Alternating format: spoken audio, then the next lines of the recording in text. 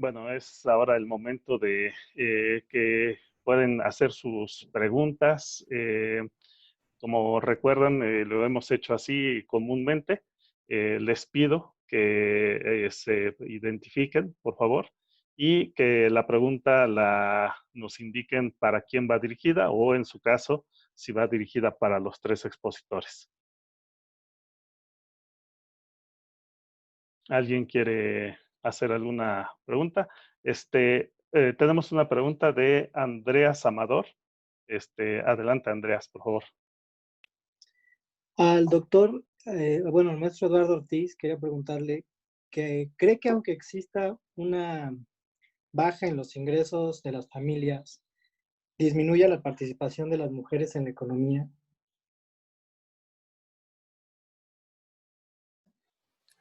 Hola, Andreas. Alberto, no sé cómo es la logística. ¿Respondo o esperamos? Sí, sí, adelante, por favor. En este caso, responde, por favor. Ok, gracias, Juan Alberto. Hola, Andrés. Sí, digamos, o sea, obviamente, de nuevo, seguimos especulando todavía mucho porque todavía no conocemos la magnitud real, ¿no?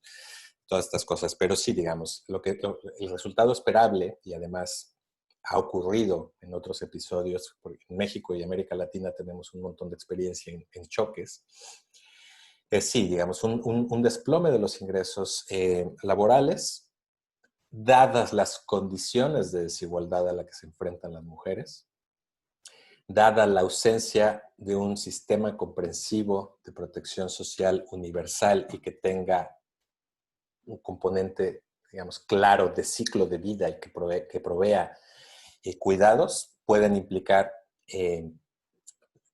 dependiendo de la magnitud de este choque, pueden implicar un retroceso en la participación laboral de la mujer, porque al final alguien tiene que cuidar a los niños.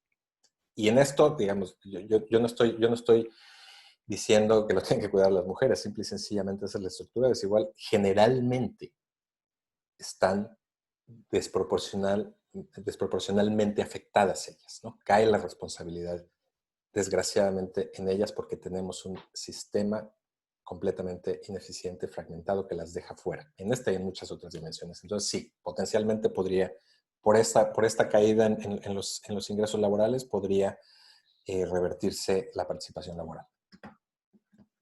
Muchas gracias, maestro Eduardo. Cristina Carrera tiene una pregunta. Cristina, ¿quieres hacer la pregunta o gustas que la leamos? Es para el maestro Eduardo Ortiz. Perdón, es que mi audio está fallando un poco, por eso lo había mandado por escrito. No te preocupes, Cristina. Aquí la leemos. Esta pregunta es para el maestro Eduardo Ortiz. ¿Se podría decir que las áreas rurales son en las que menos repercusiones en términos de pobreza y desigualdad podríamos ver? Teniendo en cuenta, por ejemplo, que es donde encontramos una menor participación laboral de las mujeres o una baja participación de los sectores laborales que más afectados se han visto, como la manufactura o el turismo, con algunas excepciones. Maestro Ortiz, y de todos modos, en todo caso, ahí puedes ver en el chat la pregunta si es que la quieres volver a checar y si nos puedes responder, por favor. Sí, gracias, Juan Alberto. Sí, digamos, no es obvio. De hecho, se sabe muy poco de los efectos, digamos, potenciales, ya, claro, u órdenes de magnitud en áreas rurales. Al menos yo no he visto mucho, y para el caso mexicano, ahí sí me declaro un poco ignorante porque no he visto estimaciones y qué puede pasar en estas áreas. Pero dadas las características del choque, y los sectores que está inicialmente impactando, si estamos hablando de un mayor efecto en áreas urbanas densas, ¿no? No me atrevería a decir cuál podría ser el impacto en áreas rurales, porque el efecto ahí puede ser, digamos, puede venir por muchas otras, bueno, sí, una caída en los ingresos, pero no me queda muy claro por qué falta de acceso a mercados, disrupción de mercados, no sé, no me siento con información, no tengo la información para dar una respuesta informada, pues. Muchas gracias, maestro Eduardo. La siguiente pregunta, igual, como se sientan más cómodos o también de acuerdo a su equipo. Jessica Rodríguez, ¿quieres hacer la pregunta o gustas que la leamos?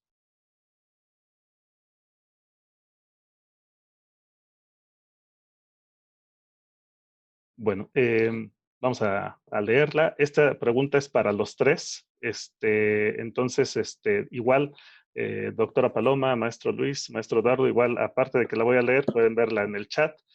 A mí me gustaría realizar dos preguntas. La primera va dirigida para los tres expositores. ¿Cómo evalúan las acciones que hasta ahora el gobierno federal ha tomado respecto al tema y cuáles serían sus recomendaciones?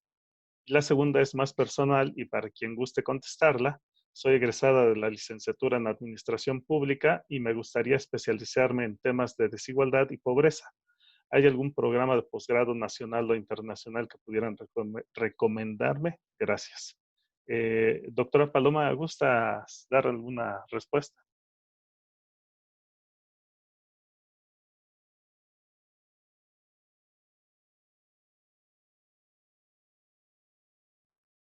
Listo. Bueno, en materia alimentaria, como decía yo hacia el final de la presentación, creo que el componente que más se ha intentado reforzar es el económico para que las personas tengan dinero para intercambiarlo por alimentos en el mercado, ¿no?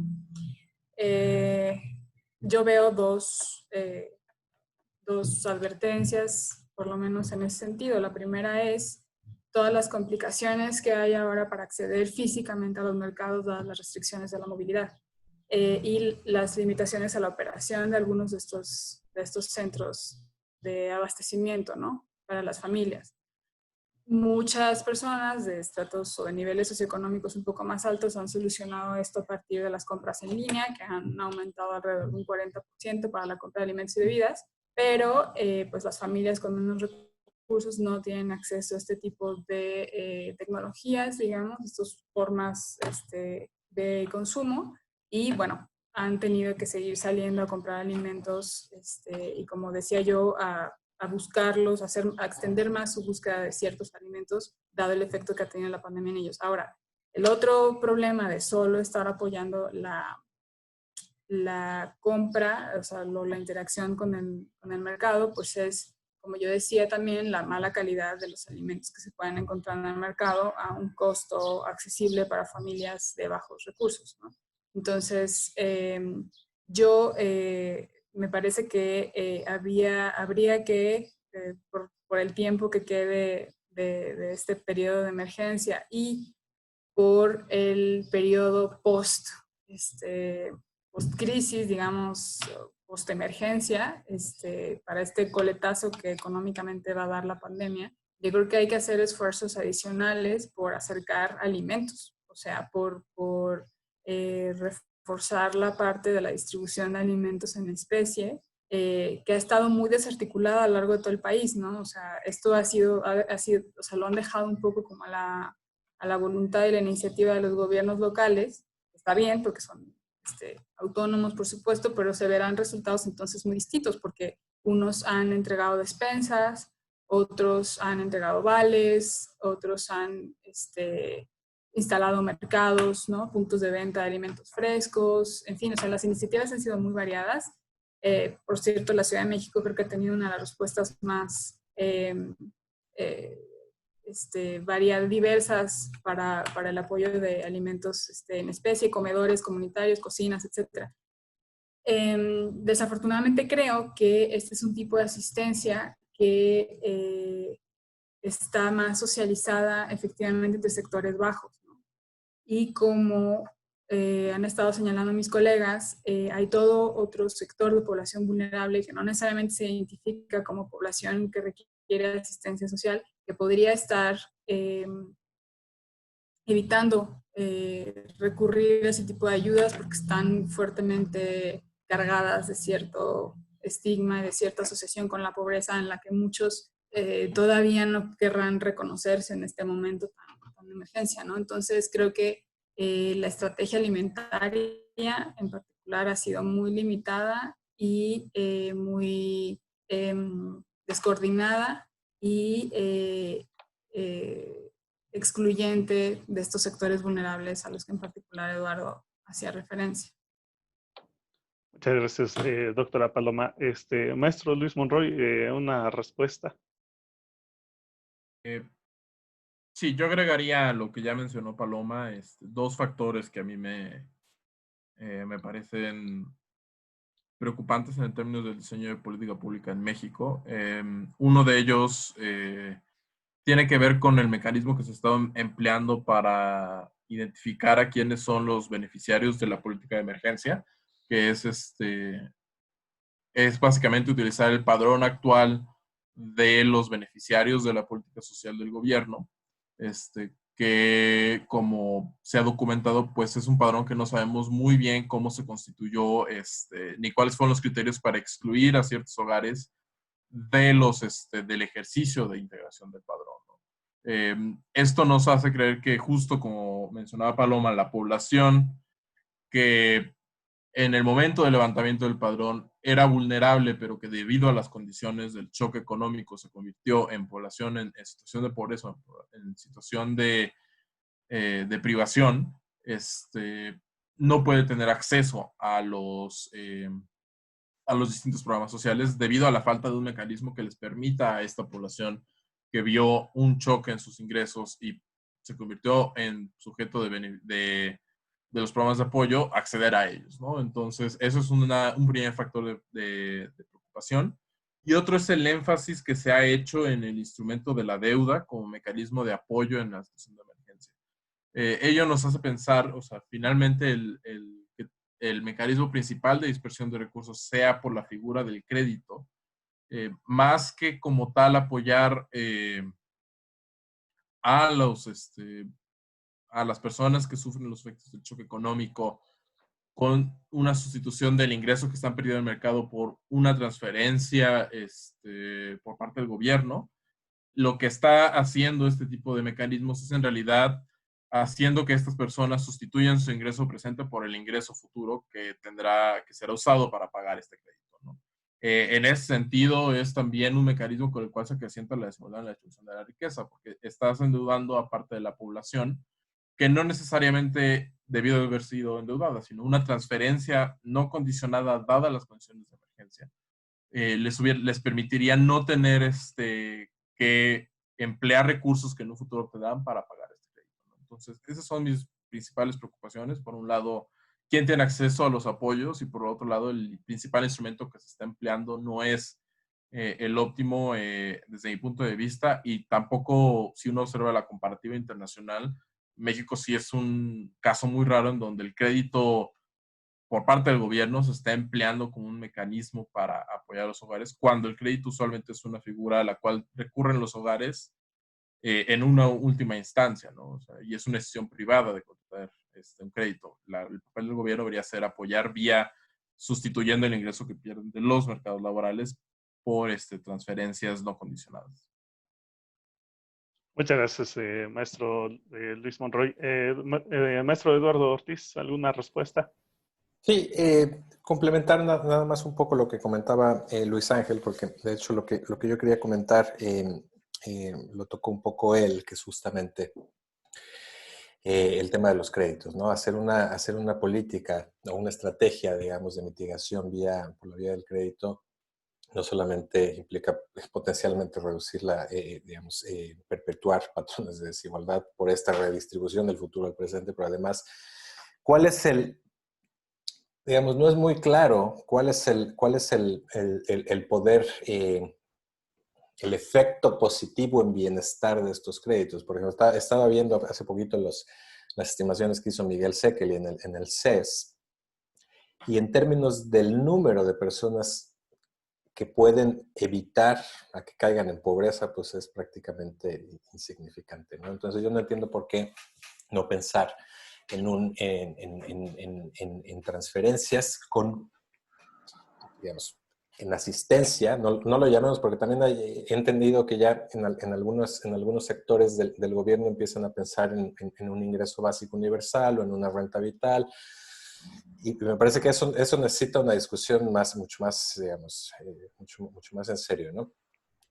Pues digamos, una transferencia que tenga una temporalidad bien definida, que tenga un presupuesto de emergencia bien definido y que esté frameada y marcada como lo que es, sin condiciones, para quiénes, para cuántos, Eso para mí sería algo mucho más urgente, ¿no?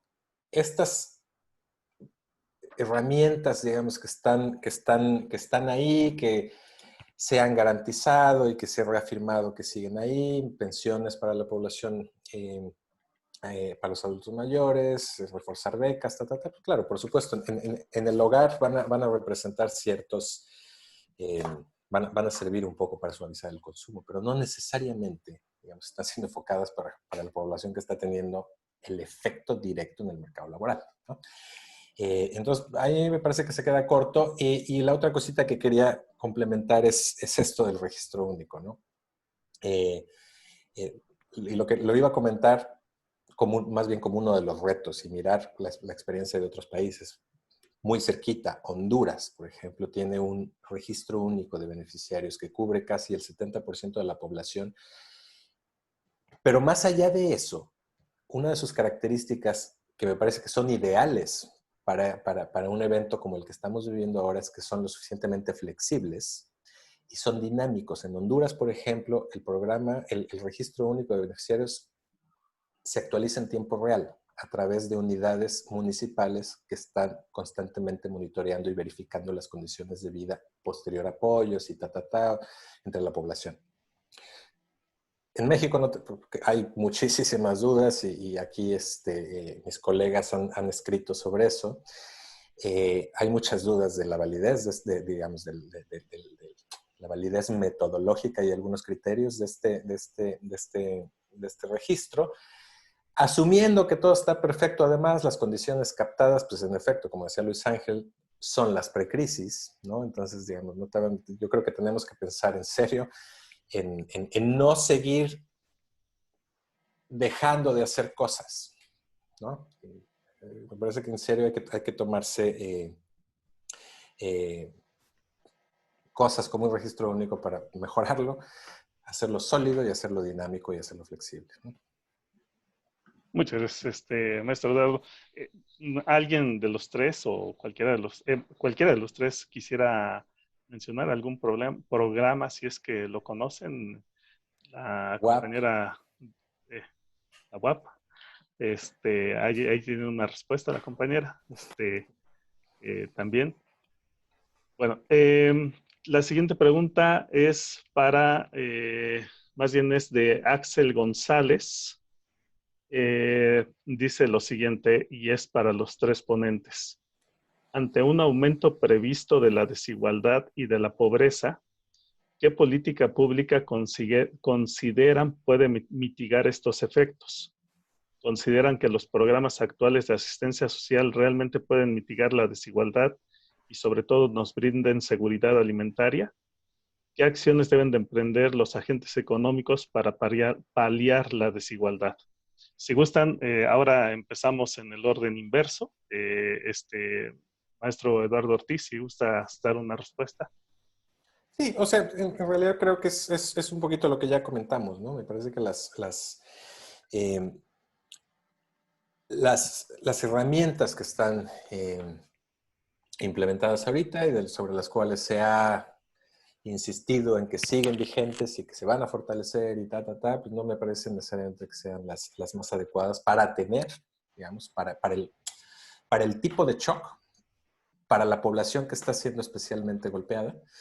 Me parece que no necesariamente van a tener un efecto mitigante, ¿no? Yo creo que se debería de discutir más, un poquito de nuevo, como decía, una transferencia clara, de nuevo, no solo, digamos, ¿no? Habrá que discutir el monto y ahí, digamos, ustedes que están más empapados de la realidad en México sabrán determinar mejor, pero digamos, una transferencia que tenga al menos como características una temporalidad muy clara, una focalización que no excluya y que sea lo suficientemente generosa, digamos, para mitigar o para reponer un poco de los livelihoods perdidos, ¿no? Muchas Ya, gracias, de maestro. mediano plazo, pues digamos, hay un montón de otras estrategias, ¿no? El tema es lo urgente, ¿no? Pues por eso solamente lo acoto a eso. Pues. Muchas gracias, maestro Eduardo. Maestro Luis Monroy, ¿alguna respuesta? Un poco en el mismo sentido que lo que decía Eduardo, creo que en términos de política pública lo que sí tenemos que pensar es en adoptar un esquema de transferencias no condicionadas para la población en riesgo y para la población afectada. En el sentido de, como bien mencionaba, la actual respuesta está condicionada a los elementos pre-crisis, cuando claramente esto ya cambió las reglas del juego, en términos de quiénes están siendo afectados y en términos de quién no. Entonces tenemos que pensar en un sistema de apoyo que vaya un poco dando la vuelta a las restricciones institucionales que tiene el actual sistema de seguridad social de México, que es el proveer acceso a los servicios de salud y a otra serie de beneficios dependiendo del tipo de empleo que se tiene, ¿no? Y un poco en una nota positiva, esto quizás es la oportunidad de empezar a pensar en un sistema de seguridad social universal a partir justo de lo evidente que es la insuficiencia del sistema actual para dispersar no solo apoyos en una emergencia, sino para brindar protección a todas las personas, ¿no? Muchas gracias, maestro Luis. Doctora Paloma, una respuesta. Pues digo, absolutamente de acuerdo con todo lo anterior. Me acotaría nada más a esta pregunta sobre si los programas actuales de asistencia social podrían brindar seguridad alimentaria. Creo que ha quedado claro más o menos a lo largo de las exposiciones que no. Ni siquiera creo que estén pensando en ella. De hecho, hay un componente de los programas de los programas prioritarios que se están considerando ahora que tienen que ver sobre todo con temas de producción. Que es una parte fundamental, por supuesto, de la seguridad alimentaria, pero no la única. Hay por lo menos otros 3 eslabones ahí que se están descuidando en esta respuesta a la emergencia, ¿no? Pero además de lo que ya propusieron, que estoy de acuerdo como en esta necesidad de una marcha progresiva hacia sistemas programas y sobre todo sistemas universales, no solo una oferta programática de una administración, sino la creación de todo un sistema de protección social universal estable en el tiempo y a través de las administraciones. Para el tema de la alimentación, yo creo que es fundamental que este sistema de protección social incluya la redistribución del trabajo de cuidados entre las familias, el Estado y las instituciones privadas. Y como parte de este trabajo de cuidado, yo ahí circunscribo el trabajo alimentario. Me parece fundamental que se piense en cómo compartir como sociedad y sus diferentes sectores el tema de la alimentación con políticas de ciclo de vida, con políticas que provean alimentación incluso en los espacios escolares, en los espacios de trabajo, etcétera. O sea, repartir no solo el acto alimentario, pues, sino también el trabajo, que toma mucha energía y recursos de diferente naturaleza de las familias, en particular de las familias en mayor pobreza, y creo que un sistema de protección social universal debe incorporar pues este apoyo al trabajo alimentario también, ¿no? Es lo que acotaría nada más. Muchas gracias, doctora Paloma. La siguiente pregunta es de Karina Flores. Entiendo que va dirigida a la doctora Paloma. Dice, sobre lo que comentaba la doctora, ¿el gobierno podrá o tendrá la voluntad de regular a la industria alimentaria para mejorar la alimentación de la población?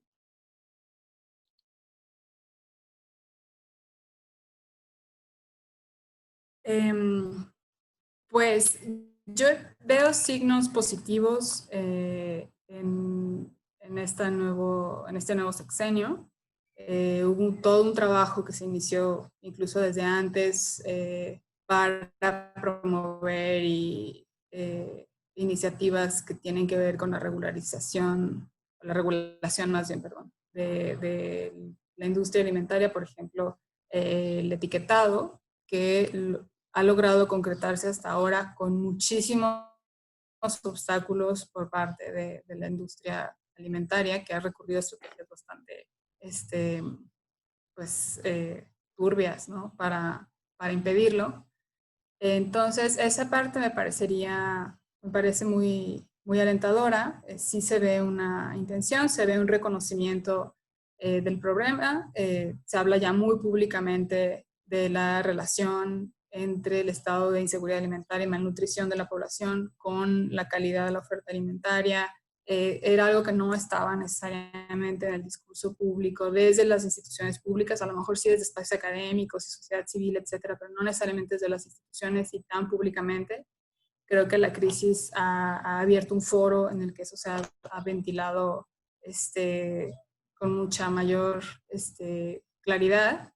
Me preocupa un poco, por otro lado, la insistencia en esta narrativa de la necesidad de educar alimentariamente a las personas, como si no tuvieran información, que como ya les comentaba, sí tienen, y que eso finalmente vuelva a terminar culpando a los individuos de las consecuencias de sus consumos inadecuados, cuando se trata de un tema de calidad de la oferta alimentaria. Entonces veo claroscuros en todo caso, pero me parece que lo que ha revelado esta pandemia en términos del estado de salud y malnutrición de la población, pensando en el vaso medio lleno, ha sido tan transparente y tan en la cara, ¿no? Que me parecería que el gobierno tendría una mayor apertura para discutir seriamente algunas medidas y negociar con las resistencias que la industria alimentaria definitivamente tendrá, ¿no? Pero veo una mejor disposición, una ventanita ahí abierta para poderlo discutir más seriamente. Muchas gracias, doctora Paloma. Tenemos una siguiente pregunta de Eva Montero. Dice, bueno, es para la doctora Paloma, hablando de las oportunidades de cambio que representa la pandemia, específicamente en la separación del poder político y económico para regular la oferta de productos ultraprocesados, ¿por medio de qué instrumentos políticos se puede dar pie a una iniciativa, a una efectiva regulación de dichos productos sin que afecte la atracción de inversión en la industria alimentaria? Y de efectuarse, ¿cómo se vendría a sustituir dicha oferta? Con mejores elementos nutricionales, tomando en cuenta que su principal atracción son precios bajos.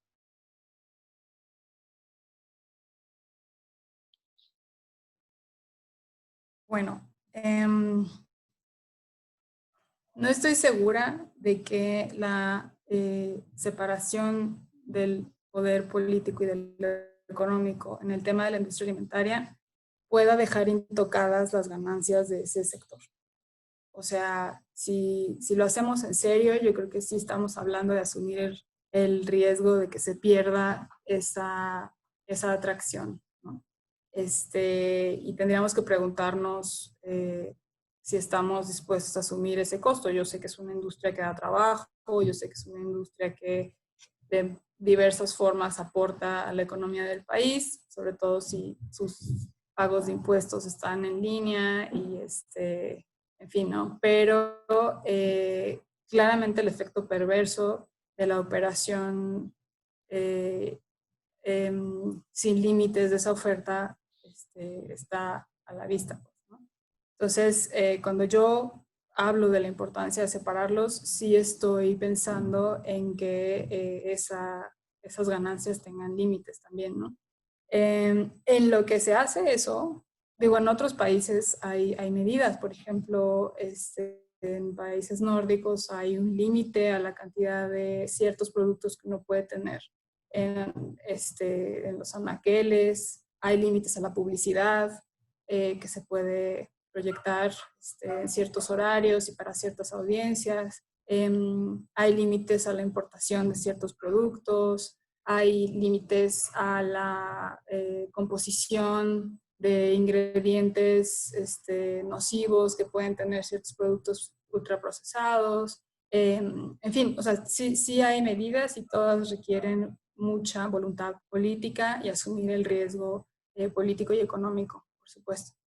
Pero mientras, en lo que se toma la decisión o se discute la posibilidad de tomar medidas de ese calado, lo que sí me parece urgente y mucho más viable en el mediano y largo plazo, si no es que incluso en el corto, no sé, es equilibrar la oferta existente en el mercado. Es decir, procurar que al menos donde exista esta oferta ahora desmedida de esos productos, al lado esté una oferta igualmente visible y económicamente accesible de productos sanos, ¿no?